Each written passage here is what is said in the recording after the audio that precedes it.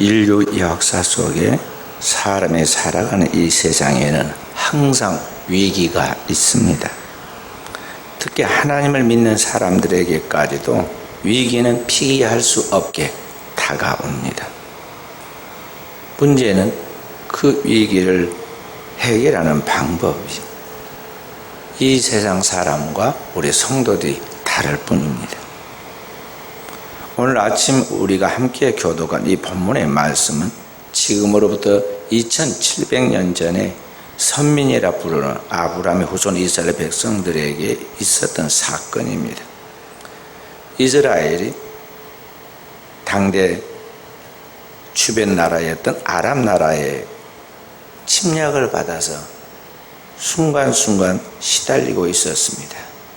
아람이라는 나라는 원래 이스라엘 나라의 속국이었는데 이스라엘 나라가 분열되고 약해진 틈을 타서 아람이 강해졌고 이제는 거꾸로 이스라엘 백성들을 지배하기 위하여 침략해 들어옵니다. 바로 이때 이스라엘 나라는 유명한 선지자 엘리야의 후계자인 엘리사가 활동하고 있었습니다. 엘리사는 늘 기도하는 가운데 이스라엘을 놓고 기도하다가 이스라엘 나라를 침입하는 아람 나라의 그러한 군사 작전에 대하여 알 수가 있었습니다. 영감으로 보고 깨달은 것입니다. 그래서 엘리사가 이스라엘 왕 요아스에게 어느 때 어느 곳으로 아람 군대가 침략해 올 것이니 방비하라고 알려주었고, 그렇게 해서 이 아람 나라의 특별 군사 작전은 번번이 무효화되는 일이 벌어졌습니다. 도대체 누가 우리 내부의 정보를 이스라엘에게 알려주고 있는가? 아람 왕 베나닷은 속이 상해가지고 내부 회의로 첩자를 찾아내려고 하는데 현명한 신하가 말했습니다. 우리 가운데 첩자가 있어서 그것을 알려주는 것이 아닙니다.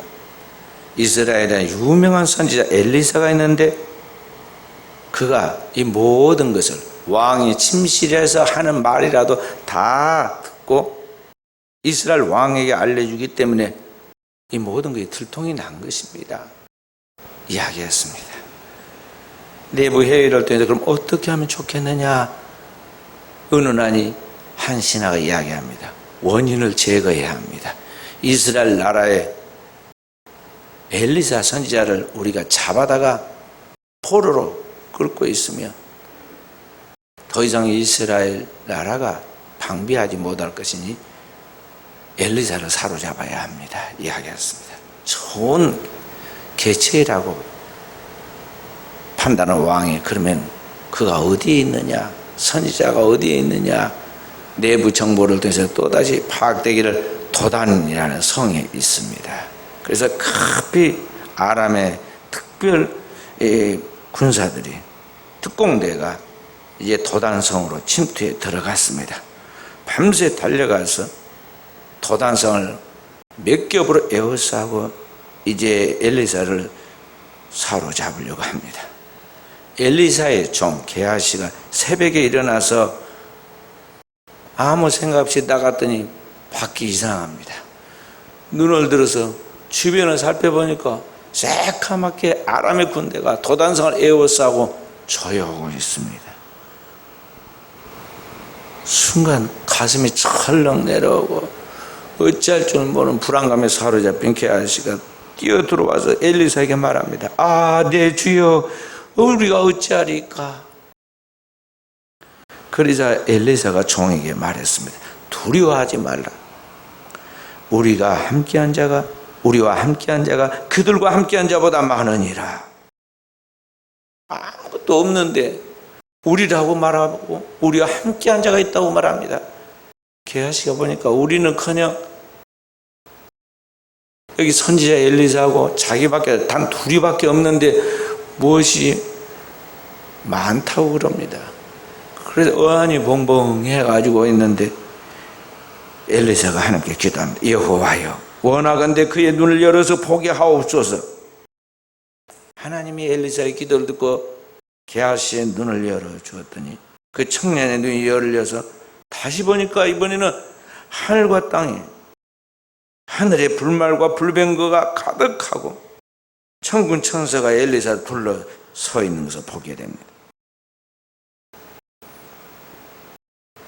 엘리사가 담대하게 아람 군대 앞으로 가서 그들에게 말했습니다. 그리고 그들에게 말하기 전에 먼저 하나님께 기도해서 이 아람 군대에 있는 모든 군인들의 눈이 보이지 않도록 만들었어요. 천군 천사가 딱 눈을 이렇게 가린 거예요. 아람 군대가 이 육신의 눈이 가려서 앞을 제대로 보지 못하니까 엘리사가 그들에게 말합니다. 너희들이 찾는 사람이 여기 있지 않다. 내가 그에게로 데리고 가겠다. 그가 있는 곳으로 데려다 주마. 선지자도 거짓말을 합니다. 우매한 그들에게 이제 그들의 어리석음을 깨우치려고 일시적으로 그들을 이제 속이는 말을 하죠. 자기가 선지자인데, 그리고 자기가 있는 도성이 도단성이라는 성이 바로 엘리사가 있는 곳인데 그들이 찾는 사람이 있는 것에 대하여 잘못 말을 해주죠. 그건 앞이 안 보이니까 어쩔 수가 없습니다. 앞에서 말하는 그 사람의 말을 듣고 따라갑니다. 아람 군대가 그들이 눈이 가려서 따라가서 보니 다시 육신의 눈이 열려서 보니 그들의 적진의 한가운데 곧 이스라엘 나라의 왕궁이 있는 사마리아의 왕궁 한가운데에 끌려갔습니다. 사방에 이스라엘 나라 군인들이 그들 에워싸고 있고 그들이 야채하면 그들에게 화살을 날리려고 궁수들이 저 성벽 위에서 지금 노리고 있습니다. 죽게 생겼습니다. 벌벌 떨고 죽을 줄 알고 있는 그들에게 왕이 물었습니다. 선지자에게 먼저 물었습니다. 아버지, 어떻게 하리까? 믿음의 아버지란 뜻이죠. 아버지여, 저들을 어떻게 하리까? 선지자가 말했습니다. 칼과 창으로 사로잡은 그런 사람들이라 할지라도 죽여서 쓰겠습니까? 그들에게 참 대접하고 후히 그렇게 보호해서 돌려보내 주십시오. 죽을 줄 알고 있던 그들이 거기서 제일 맛있는 음식 그리고 좋은 옷 그래 돌아갈 여비까지 다 받아가지고 아람으로 돌아갑니다. 그리고 그 후부터는 다시는 아람 나라가 이스라엘을 엿보지 못하게 되었다고 그랬어요. 오늘 선지자 엘리사가 아직 영적으로 거듭나지 못해서 영안이 열려있지 못한 그를 따르는 제자 게하시라는 종에게 두려워하지 말라.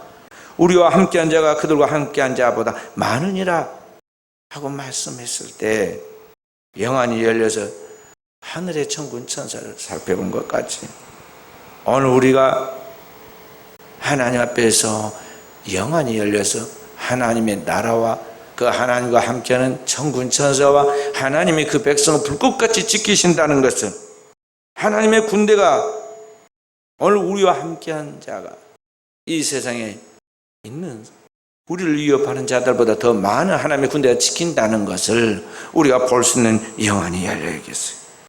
엘리사와 같이 영안을 뜨고 현상 세계 너머의 그 영원한 하나님의 나라에 대하여 볼 수 있는 믿음과 영적인 지각이 열려야 하겠고 바로 그 하나님의 나라에서 이 땅까지도 영원토록 지배하는 주의 십자가의 군사들이 우리를 지키고 있음을 우리가 알고 엘리사가 두려워 말한 것 같이 우리가 이 땅에서 두려워하지 않고 담대한 삶을 살아갈 수 있는 믿음의 사람이 되어야겠다 하는 것입니다.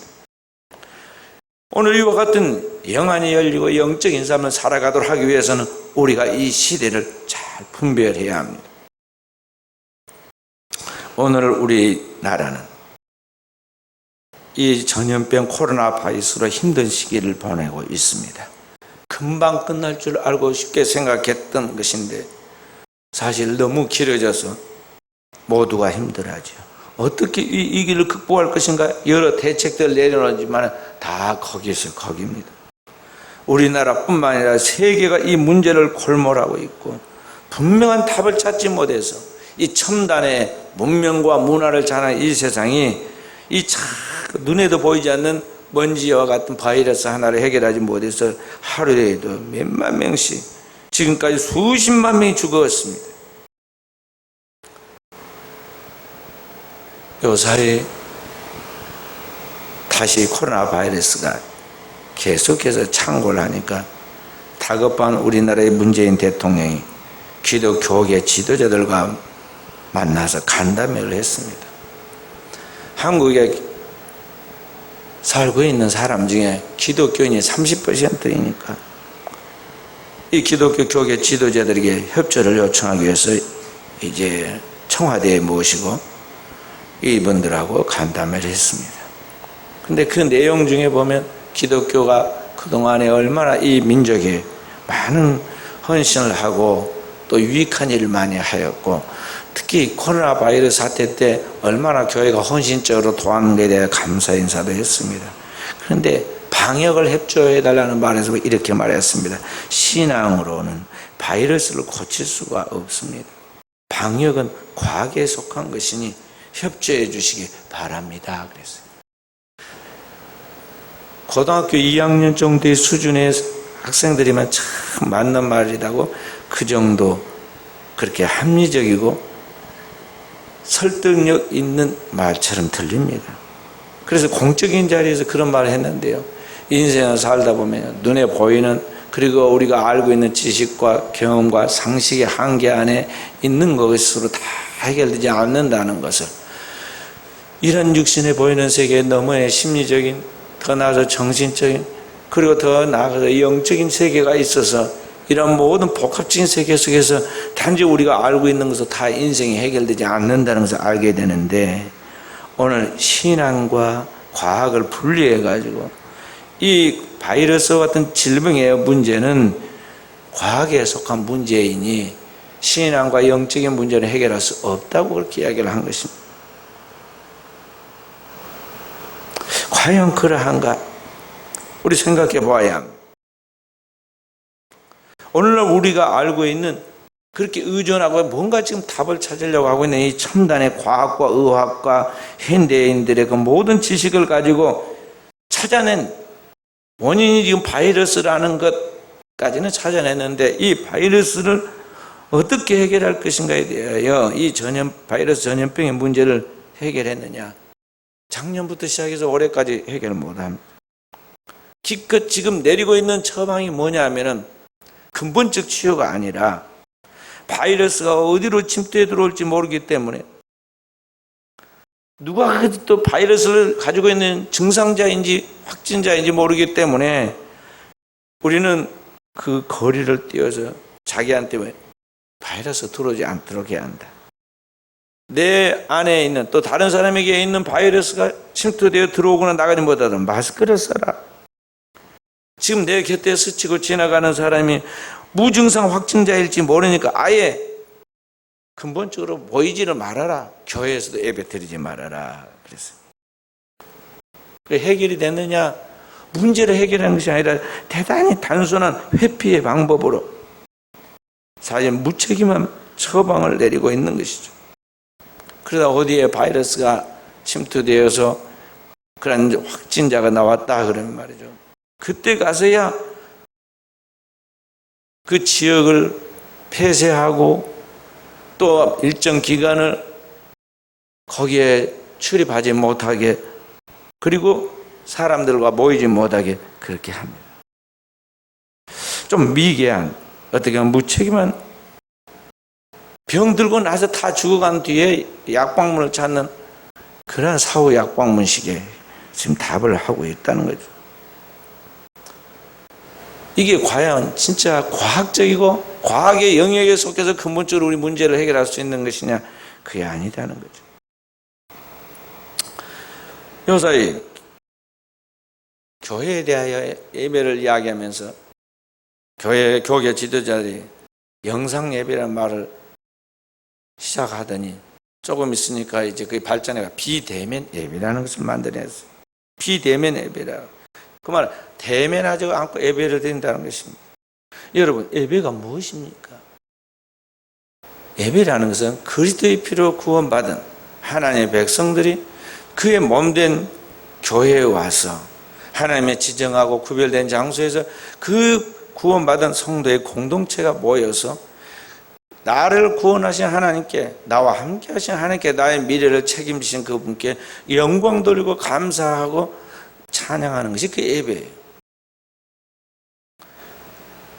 하나님께서 비대면으로 하늘에 계시고 인간은 죄악으로 죽어서 지옥에 가게 되어 있는데 그 인간을 가만히 바라보면서 살아라, 구원받아라, 내가 너를 사랑한다, 그렇게 말씀하고 해결이 되었느냐?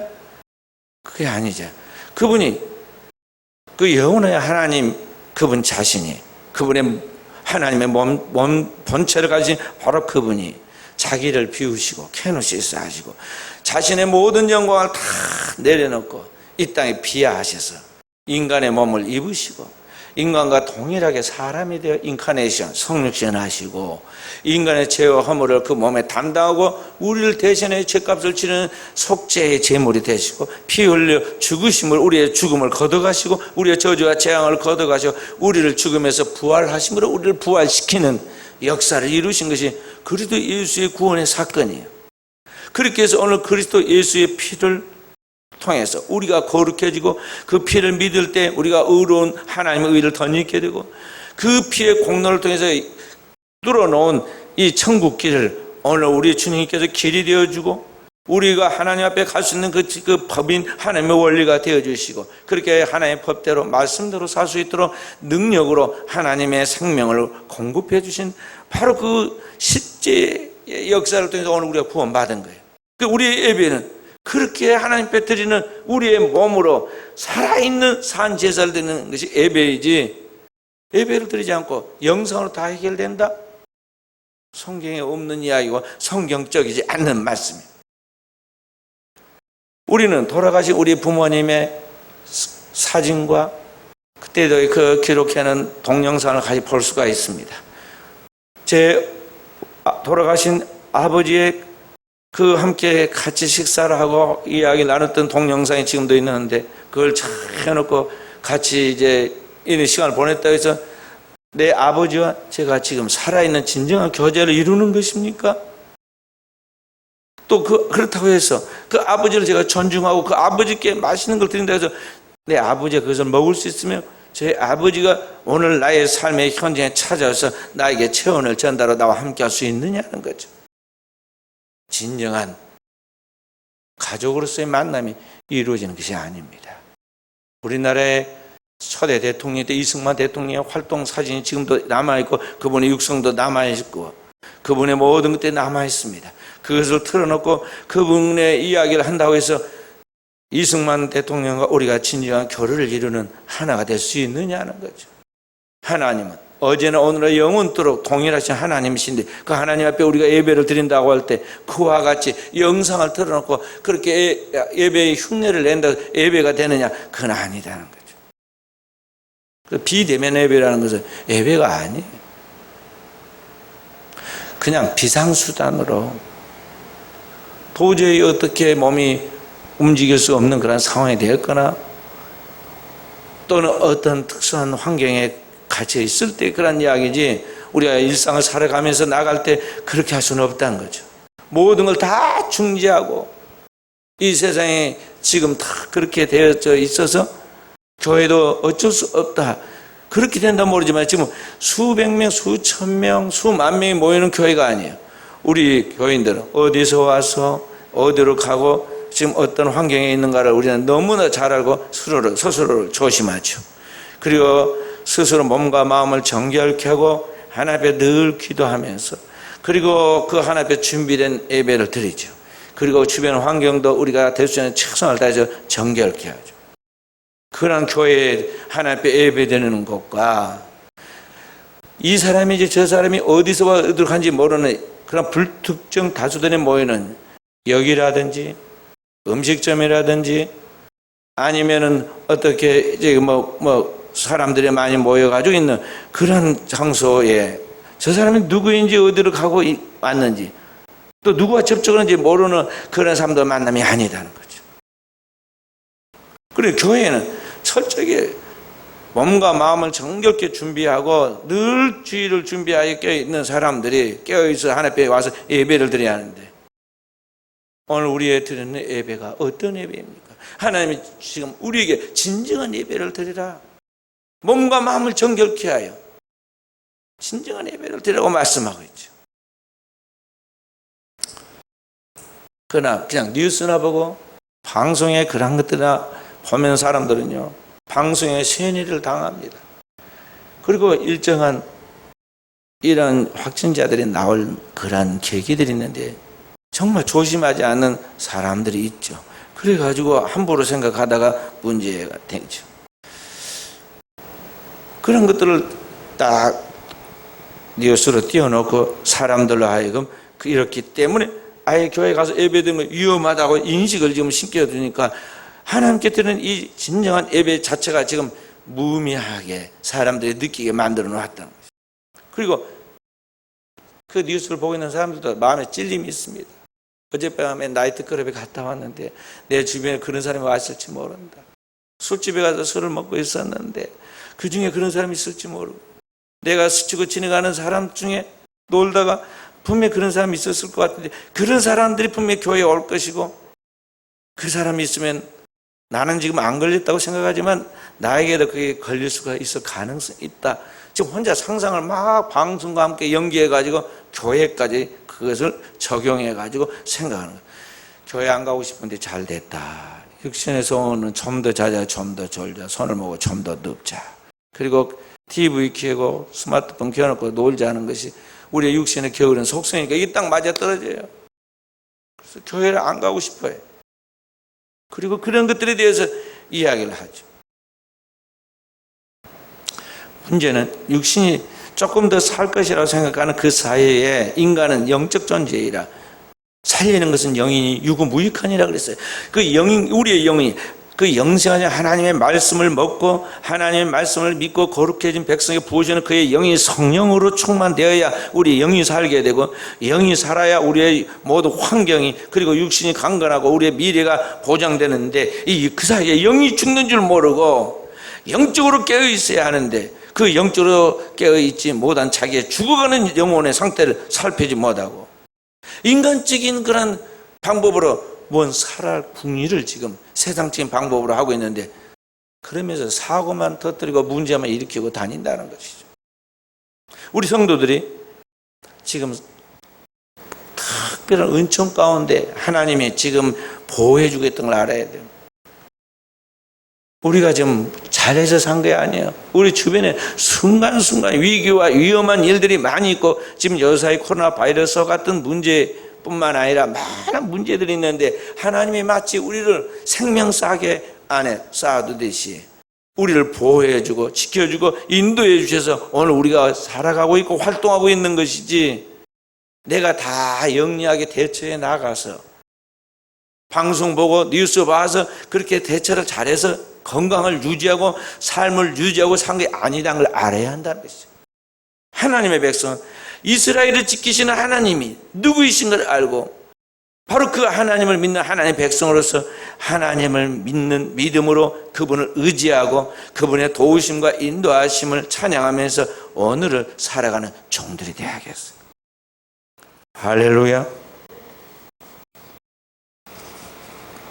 오늘이 우리가 살고 있는 이 시대가 어느 때인가 영적으로 분별할 수 있어야겠어요. 오늘의 이 시대에는 하나님께서 그리스도 예수를 보내어서 이 땅에 하나님의 구원과 함께 하나님의 심판을 시작했는데, 그 하나님의 심판과 구원의 모든 끝에 와 있는 때예요. 요한계시록 5장부터 보면은 하나님이 어린 양 예수 그리스도가 일찍이 죽임을 당한 것 같더라 말씀하시죠. 그 어린 양이신 예수 그리스도가 오셔서 이제 하나님의 심판의 7인을 떼기 시작합니다. 첫째 인을 떼고 둘째 인을 떼고 셋째 인을 떼고 넷째 인을 떼고 다섯째, 여섯째, 7째 인을 다 떼고 나면은 거기에 마지막에 7째 인에 7 나팔이 나옵니다. 첫째 나팔, 둘째 나팔, 셋째 나팔, 넷째 나팔이 불고 지금은 어느 때냐? 5째 나팔이 불려진 때예요. 자, 한번 성경을 읽어보십시다. 요한계시록 9장 1절부터 11절 말씀입니다. 요한계시록 9장 1절부터 11절. 다섯째, 천사가 나팔을 불며 내가 보니 하늘에서 땅에 떨어진 별 하나가 있는데 그가 무저갱의 열쇠를 받았더라. 그가 무저갱을 여니 그 구멍에서 큰 화덕의 연기 같은 연기가 올라오매 해와 공기가 그 구멍의 연기로 말미암아 어두워지며 또 황충이 연기 가운데로부터 땅 위에 나오매 그들이 땅에 있는 정갈의 권세와 같은 권세를 받았더라. 그들에게 이르시되 땅에 풀이나 푸른 것이나 각종 수목은 해치지 말고 오직 이마에 하나님의 인침을 받지 아니한 사람들만 해하라 하시더라. 그러나 그들을 죽이지는 못하게 하시고 5달 동안 괴롭게만 하시는데 그 괴롭게 함은 정갈의 사람을 쏠 때의 괴롭게 함과 같더라. 그날에는 사람들이 죽기를 구하여도 죽지 못하고 죽고 싶으나 죽음이 그들을 피하리로다. 황충들의 모양은 전쟁을 위하여 준비한 말들 같고 그 머리에 금 같은 관 비슷한 것을 썼으며 그 얼굴은 사람의 얼굴 같고 또 여자의 머리털 같은 머리털이 있고 그 이빨은 사자의 이빨 같으며 또 호신경 같은 호신경이 있고 그 날개들의 소리는 병거와 말들이 전쟁터로 달려 들어가는 소리 같으며 또 정갈과 같은 꼬리와 쏘는 살이 있어 그 꼬리에는 5달 동안 사람들을 해하는 권세가 있더라. 그들에게 왕이 있으니 무저갱 사자라. 히브리어는 그 이름이 아바돈이요 헬라어는 그 이름이 아볼론이더라. 아멘. 아멘. 여기 보면 심판의 나팔 5번째 나팔을 부니까 무저갱의 뚜껑이 열립니다. 다째 천사에서 무저갱의 뚜껑 그 열쇠로 무저갱의 열쇠를 통해서 무저갱을 여니까 거기에 큰 화덕의 연기 같은 연기가 무저갱에서부터 나옵니다. 무저갱이라서 끝이 없는 구덩이라는 뜻입니다. 거기서부터 화덕에서 연기 같은 연기가 지옥의 연기가 올라오는데 해와 공기가 그 구멍의 연기로 말면 어두워지고 그 연기 가운데로부터 황충이 나와서 사람들을 쏩니다. 그 황충이 나와서 다른 것은 해하지 않고 수목이나 풀은 해하지 않고 사람들을 해하는데 인침을 받지 못한 성령의 인침을 받지 못한 이 세상 사람들을 해한다 그랬습니다. 그리고 그들을 괴롭게 하는데 정갈이 사람을 쏠 때와 같다 그랬습니다. 그런데 그 황충들의 모양은 7절에 보면 모양은 전쟁을 위해 준비한 말들 갖고 그 머리에 금 같은 관 비슷한 것을 썼다 그랬어요. 이게 전쟁을 위한 그런 무기들이 나오는데 이 황충은 전쟁의 무기입니다. 지옥의 뚜껑이 열린 것과 같이 그 지옥에서부터 많은 무서운 것들이 나와서 이 전쟁을 하는 거예요. 그래서 이 음부의 권세를 가진 이 세상 사람들이 이제 지옥의 뚜껑을 열어놓는 것 같이 전쟁을 시작한다는 것이죠. 그래서 이게 무저갱의 사자가 아바돈, 아볼론이라고 부르는데 거기서부터 이제 황충이 나왔다는 전쟁의 무기예요. 그리고 이 전쟁의 무기인 이 황충에서 뭐가 있느냐? 황충의 모양을 이야기하면서 그 머리에 금 같은 관 비슷한 것을 썼으며 그 머리에 관을 쓰되 여기 금 같은 관이라고 했어요. 관을 영어로는 크라운이라고 하고 라틴어로는 여기 우리가 지금 부르고 있는 코로나라고 부릅니다. 코로나. 이게 왕관이라는 뜻이고 여기 관이라는 뜻이에요. 금 같은 관을 썼더라. 이 코로나가 왜 나왔습니까? 미국과 중국이 서로 경쟁 관계에 있고 이 중국은 미국과의 전쟁에서 이기기 위해서 이 생물학전을 쓰려고 계획을 하였고 생물학전 많은 것들을 만들어내죠. 이 전쟁의 무기입니다. 큰 무기인데 우한에 그 연구소가 있고 연구소에 연구를 하다 잘못해서 이러한 세균이 밖으로 흘러나온 게 지금 코로나예요. 황충에서 흘러나오는 여기 그 머리에 코로나가 나온 거예요. 그 생긴 것이 관처럼 여기다 코로나라고 부르고 있는 거예요. 5째 인을 떼었어요. 그래서 지금 여기 어디로 흘러나왔어요? 여기 해와 공기로 연기로 말며 해와 공기가 그 구멍 연기로 말며 어두워지고 그걸 흡입하고 마시는 사람마다 고통 속에 지금 빠지고 있는 거죠. 5째 인을 지금 떼었어요.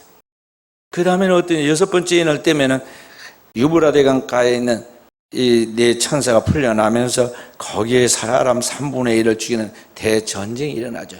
이제 살기가 오래진 나라들이 서로 전쟁을 하게 되고 전쟁할 때 인류의 3분의 1이 죽게 될 것이에요. 그리고 그 전쟁의 끝에 가서 이제 종교 전쟁까지 벌어지게 되는데 이스라엘을 공격하는 자들과 또 이스라엘을 보호하는 사람들의 이런 마지막 전쟁이 일어나게 되고, 그때 마지막 전쟁 때 예루살렘에 이 잃어버렸던 성전을 다시 재건하는 완성이 이루어지면서 구약에 있었던 모세와 엘리야 똑같은 그런 징조가 이제 나타나서 그들이 하나님의 말씀을 선포하고 죽었다 3일 만에 다시 살아나죠. 3년 반의 대환란이 일어나게 될 거죠. 그 끝에 주님의 재림의 징조가 보이고 주님께서 재림할 것이, 일곱째 나팔을 불 때 마지막 나팔에 주님께서 재림하시고, 그리고 그 있는 백성들은 부활하여 하나님 앞에 영광 가운데 들어가서 어린 양의 혼인잔치에 들어가게 되고, 그리고 이 땅에 남아있는 자들은 그 이제 일곱째 나팔과 함께 일곱 대접의 일곱 재앙이 벌어지게 되는데, 그때 이 땅에 남아있는 자들의 대환란이 벌어지게 돼요.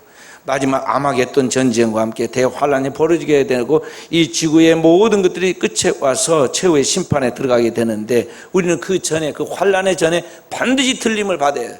지금은 바로 그 마지막 나팔, 일곱째 나팔이 들어가기 전에 다섯째 나팔까지 불었어요. 그러니까 이제 여섯째 나팔에 불고 그리고 끝이에요. 지금 그렇게 돼가고 역사의 마지막 종말의 때를 우리가 살아가는데, 우리는 그렇게 생각하지 않습니다. 마치 구약시대 노아의 홍수로 인류가 멸망을 당할 때까지 사람들은 이 세상이 지금 여전히 해가 뜨고 이 세상은 자연 사계절이 있고 다 살아가고 있는데 무슨 종말이 온다고 하느냐 하고 시집가고 장가가고 먹고 마시고 즐긴다고 그랬어요. 그러나 분명한 인류의 종말은, 첫 번째 종말인 홍수 심판은 왔잖아요. 그와 똑같이 마지막 때도 그러하다가 그랬습니다. 롯의 때와 같고 노아의 때와 같으니 도적과 같이 주님께서 재림하고 임박한 종말의 그때가 다가오게 될 것인데, 사람들은 여전히 이 땅에서 천년 만년 내가 영원히 살 것까지 그렇게 자기 자신을 속고 착각하고 그렇게 살면서 정신 차리지 않다가 멸망한다 이 말이에요.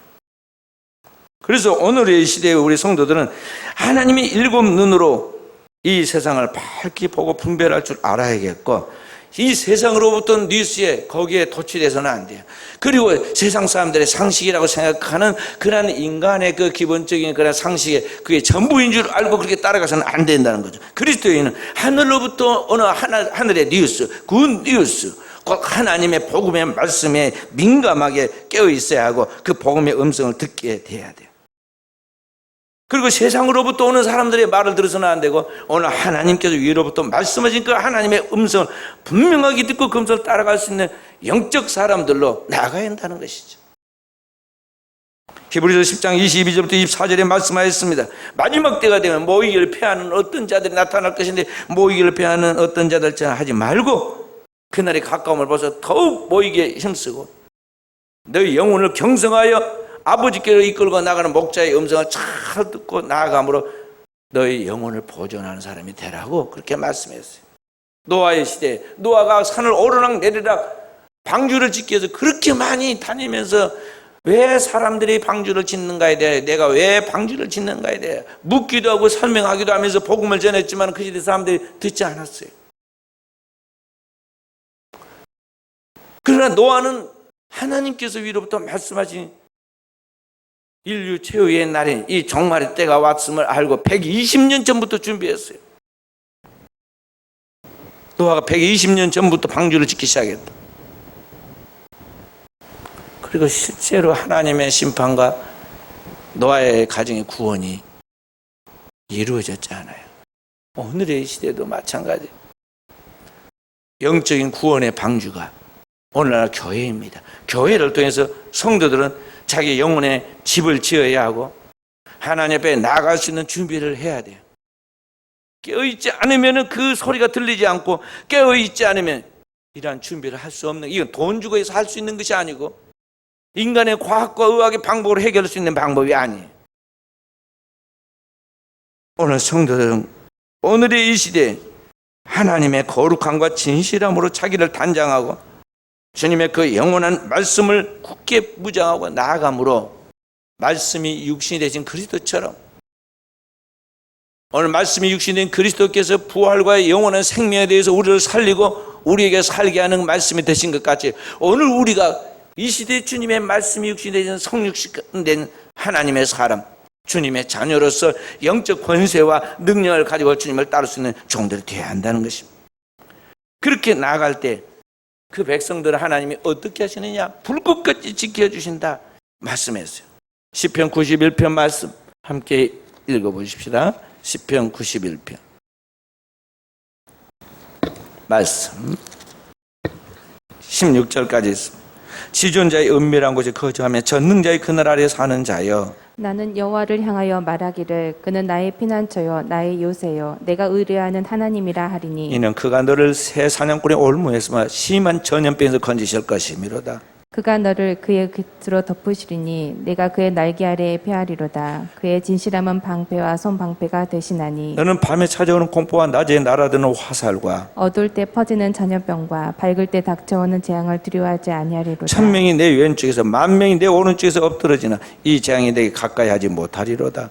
오직 너는 똑똑히 보리니 악인들의 보응을 네가 보리로다. 네가 말하기를 여호와는 나의 피난처시라 하고 지존자를 너희 거처로 삼았으므로 화가 내게 미치지 못하며 재앙이 내 장막에 가까이 오지 못하리니 그가 너를 위하여 그의 천사들을 명령하자 내 모든 길에서 너를 지키게 하심이라. 그들이 그들의 손으로 너를 붙들어 발이 돌에 부딪히지 아니하게 하리로다. 내가 사자와 독사를 밟으며 젊은 사자와 뱀을 발로 누르리로다. 하나님이 이르시되 그가 나를 사랑한즉 내가 그를 건지리라. 그가 내 이름을 안즉 내가 그를 높이리라. 그가 내게 간구하리니 내가 그에게 응답하리라. 그들이 환난 당할 때 내가 그와 함께하여 그를 건지고 영화롭게 하리라. 내가 그를 장수하게 함으로 그를 만족하게 하며 나의 구원을 그에게 보이리라 하시도다. 아멘. 여기 하나님께서 나를 사랑하는 자를 하나님이 건진다. 하나님의 이름을 안즉, 하나님의 지존하신 그 이름을 안즉 내가 그를 높인다 그랬어요. 그 하나님께서 우리에게 피난처가 되고 요새가 되고 의리하는 하나님에 대해서 우리를 새 사냥꾼의 올무에서 건진같이 우리를 심한 전염병에서 건져내신다. 독수리가 그 새끼를 그 날개 아래 품어서 보호해 준 것까지 하나님이 우리를 보호해 주신다 그랬어요.